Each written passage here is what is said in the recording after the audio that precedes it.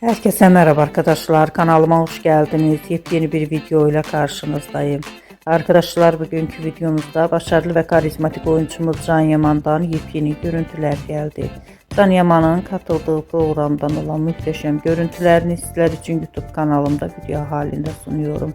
Umarım beğenirsiniz. Arkadaşlar videomu beğendiyseniz kanalımı izlemeyi ve bildirim butonuna basmayı unutmayın. Şimdilik benden bu kadar olsun. Yeni videomuzda görüşmek üzere. Hoşça kalın.